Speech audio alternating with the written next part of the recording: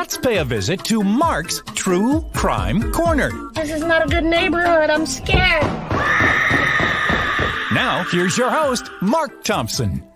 Largely because I know nothing about true crime and I have only marginal interest in true crime, I bring in my other half, Courtney, everyone, who is lovely. And today, Courtney, we have a real impressive guest.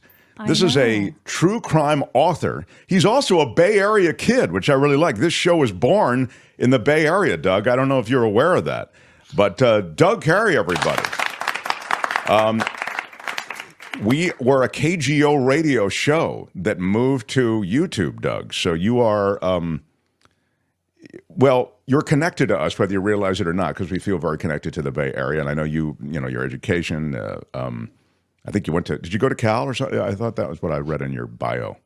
I did go to Cal, yeah. And don't hold it against me. I went to law school in the Bay Area too, and I was aware of your origins on KGO, which is a very popular radio station in the Bay Area. And he still agreed to come. How dare you, Courtney? How dare you insult me in front of the guest? You write beautifully and in a detailed way about true crime, Doug. And your book, The Berman Murders, is the focus of what we're talking about today. The subtitle is Unraveling the Mojave Desert's Most Mysterious Unsolved Crime. Yes. Courtney, you really sparked to this, didn't you? Yes, it was a story I wasn't familiar with, and it's a fascinating story. And Doug spent so much time investigating this disappearance, and so there's keen to there's money in this. There's an heir to a fortune in it. There's a woman who's missing. Doug, take us through this a little bit, if you would. The Berman Murders. I was drawn to the story because of the location, Mark and Courtney. Saline Valley in southeastern California is one of the most remarkable and isolated places probably in all of the western United States, even though it's only a couple of 100 miles from Los Angeles. Getting in there is difficult just to begin with. You go on a 2-lane highway towards Death Valley, and then, if it's passable, take a 50-mile dirt road crossing over mountains into this pristine desert wilderness. And in the middle of this incomparable desert wilderness is an oasis that hippie types and eccentrics and desert travelers have developed into a hot springs soaking place where you might drive up and see somebody just wearing a floppy hat, dark glasses, and a pair of sandals and nothing else. But it's not a hookup kind of spot. It's more about getting back to nature than getting busy with other campers. And when this couple, Barry and Louise Burman, Barry, although they were rather unassuming hippie type folks, Barry was actually the heir apparent to the Kahlua liquor fortune. And they were going on a romantic makeup trip, and they went to this hot springs oasis, got up in the morning and took a walk and never came back. And the weird crowd, I'm going to use the term weird, the eccentric crowd that found this place and made it their own in large measure, was there a buzz that someone was missing, or what was how did this thing bubble to the surface in terms of being a real investigative mystery? So I'm one of those weirdos because back when I was a student at Berkeley, I heard about this place and rallied a bunch of guys that I knew to go out there and check it out. And it was just amazing. And I got hooked into visiting and exploring that area. Now, my grandmother was one of these desert rats. She was a prospector. After my grandfather died, she moved to the Mojave Desert and had a little cabin with kerosene lanterns for light. She witched a well. She lived the rest of her life that way until age 88. I mean, she lived that reality. So you can imagine, as a young boy, I was just enthralled with her and the idea of exploring the desert. And I became very connected to this area. I'll tell you, Mark and Courtney, when the Burmans disappeared, it absolutely rattled everybody who frequented this area. I mean, it's a fairly tight-knit kind of a place. You might not know a person's real name because some of them were running from the law, but most people had a handle like Chili Bob or Major Tom. And when the Burmans disappeared, who were by all accounts just a peaceful, unassuming kind of a couple, it just, everybody wondered what happened. And I was one of the people who wondered and speculated about what happened to them. And then almost 3 years later, miles away, their bodies turned up in a cut bank grave. Yeah. Go ahead, Courtney. I'm sorry. Well, I was going to ask, is that how they knew there was foul play? Is the bodies being buried in the shallow graves?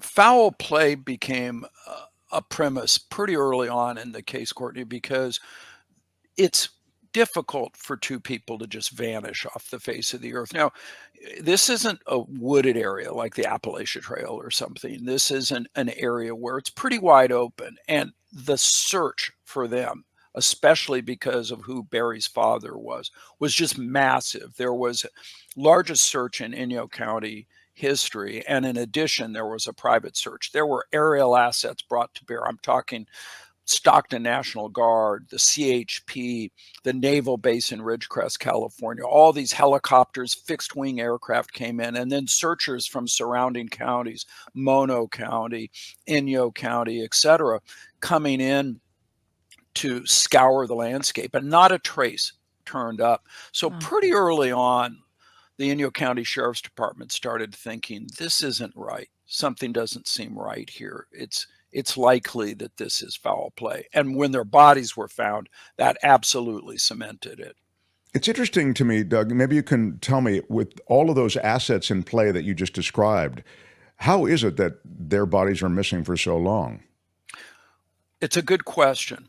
And a couple of things on that, because that's something I really pondered. I mean, Mark, you've just hit one of the core elements of the investigation. Why didn't they find the bodies? Couple of things. The Burmans left camp on foot, and their bodies were found about 7 long miles away. And if you've done wilderness stuff like I've done all my life, a mile in the wilderness isn't like walking a mile in the city to go to the grocery store. First of all, although the road looks somewhat level, it's actually an upslope that's quite significant. And so the Burmans not only were found 7 miles away, but they were found uphill, elevation-wise, a measurable distance. This would have been a stout hike for anybody to leave camp and go that 7 miles, let alone if it was going to be a round trip. And given that Louise was a middle-aged woman, she was quite a bit older than her husband, Barry, and she had been reported to have a sore ankle. Investigators just didn't think in terms of that kind of distance. So that was one factor. Another factor was that they really relied on just scouring the area as a whole, more thinking in terms of search and rescue than looking for where a body might have been secreted. Had they thought more in those terms, they might have thought, well, let's follow the wheel tracks. Had they gone further up that road and explored different wheel tracks, I think it's possible they could have found the bodies. And then the third thing is, whoever buried them did a heck of a job of concealing the bodies. Well, as it turns out, you guys can tell me, I guess it was part of they ultimately tie this to, and I, in a way, I don't want to pay this off until I ask you about your method, but I will pay it off, and then I want to go back and ask you about your method, because it's really unorthodox, Doug. You have a really great way of investigating the investigations, in effect. But ultimately, it was tied to something that maybe you wouldn't have connected them to.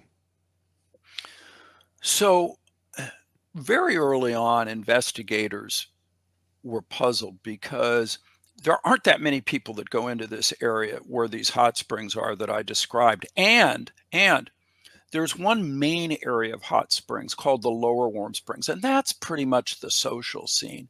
Then you've got a couple of bathing pools that are 3/4 of a mile uphill up the road, and that's where the Burmans had been camped.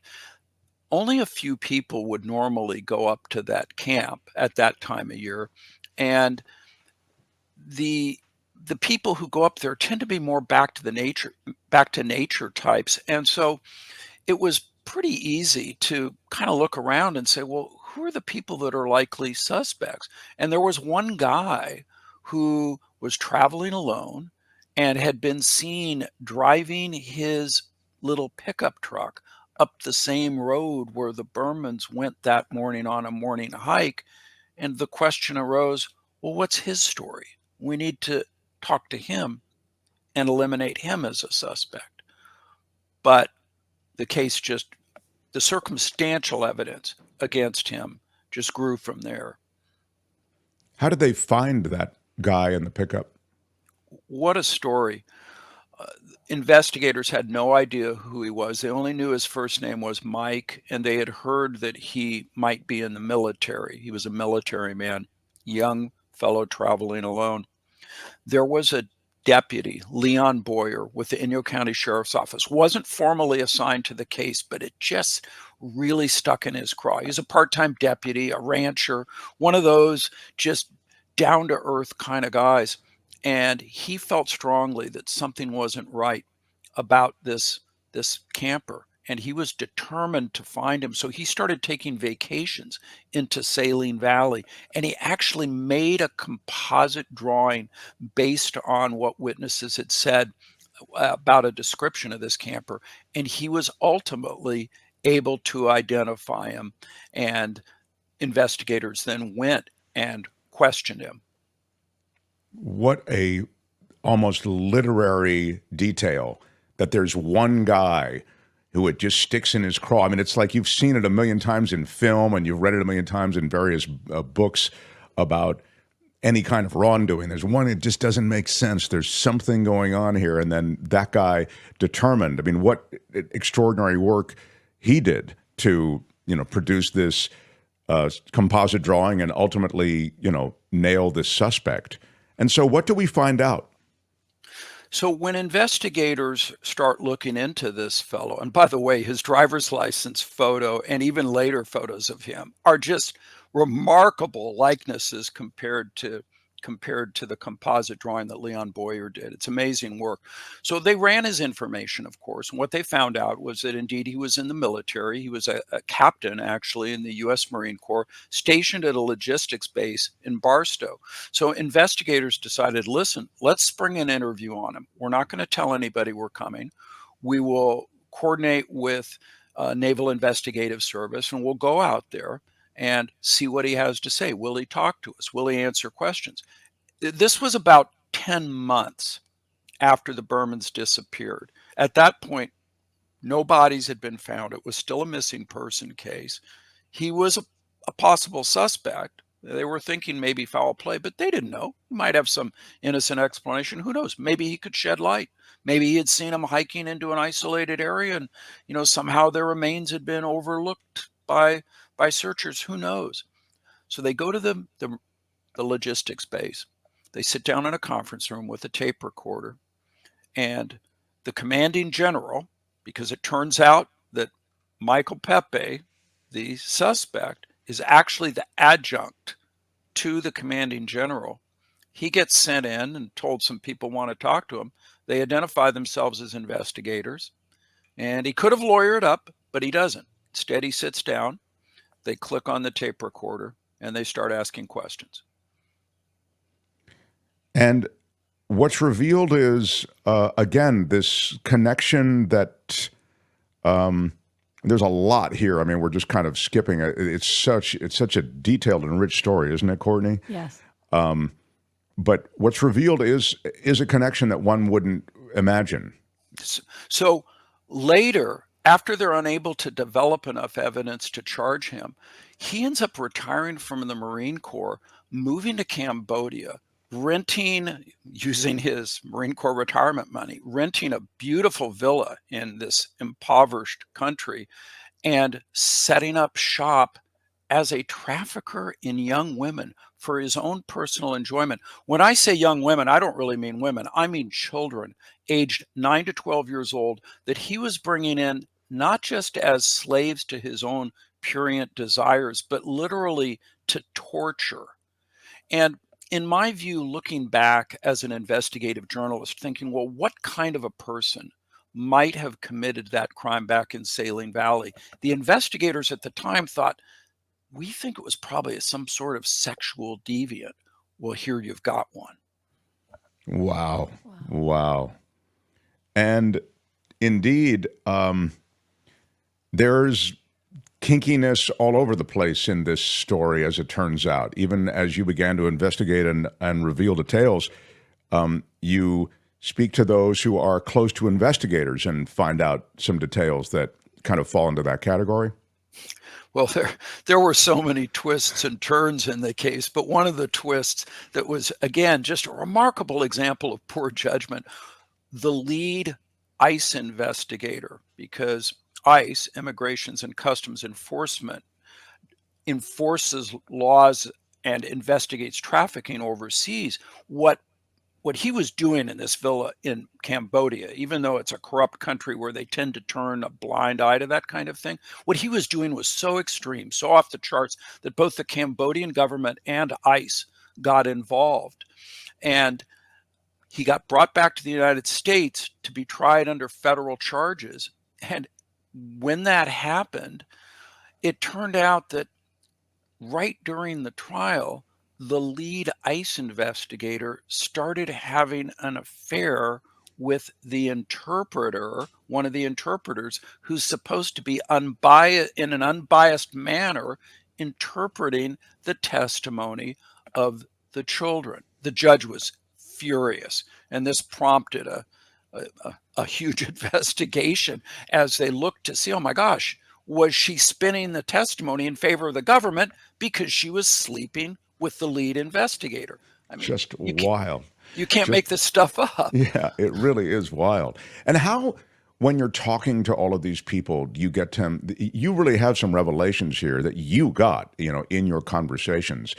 How do you get them to trust you or have faith in you or, have confidence that you're going to represent the story accurately, or even as they reveal some of these details that are really pretty brutal? I think persistence has a lot to do with it, Mark. Because I worked on the story for so long, I worked on it for 9 years. There was a cover story in LA Weekly. I published articles about the case in various places while I was working on the book. And I think as I started building a reputation as somebody who knew a lot about the story, and I kept coming back, people who were initially reluctant to me just decided to, at a certain point, just to talk. And there it is, the LA Weekly with the double murder in the Mojave on the cover. And you do, I mentioned this before, and so now let me double back and pick it up and pay it off. You do have a style as an investigator yourself, because that's really what you're doing. You're investigating and writing. That is different than a lot of those who investigate and write. It's an immersive style, is what it's called.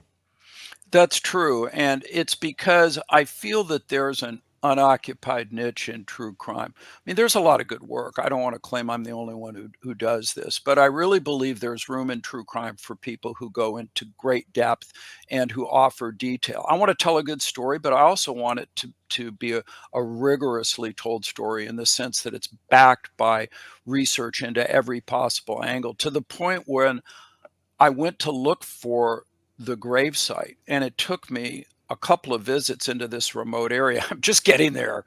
To be in the general vicinity is itself quite an adventure. But I'm an experienced desert explorer. I'm an experienced mountaineer, so none of that was very daunting to me. But actually finding the gravesite was difficult, and then I found it, and it was exactly as it was in the photos from the time. But when I did find it, I wanted to kind of try to feel what happened there. It's a beautiful spot, as you can see in the photo, and this lonely kind of windswept spot. How did it feel? What was going on when these murders occurred? I ended up just lying in the grave on my back, looking up at the sky and trying to imagine what took place there.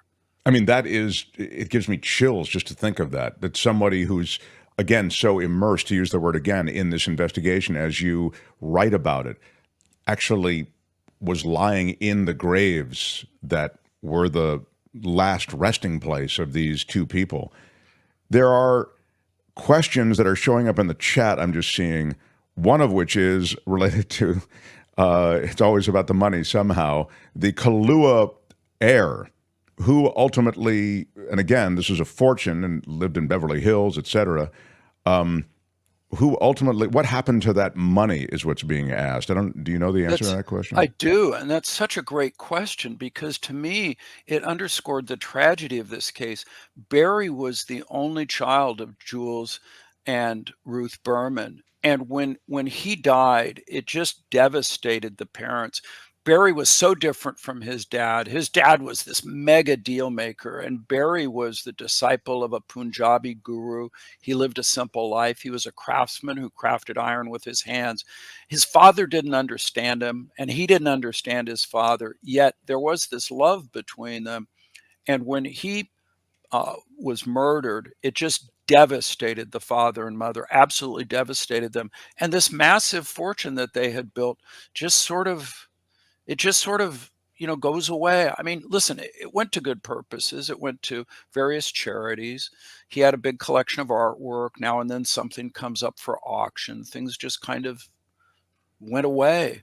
But to me, it underscored a bit the transient nature of materialism, because here was Jules Burman. Everything he touched, it was like a Midas story. It seemed like everything he touched, whether it was the liquor business, Kahlua, real estate, oil, just turned into wealth beyond our wildest imaginations, really. Yet the one thing that he really cherished the most, as it turned out, his only child.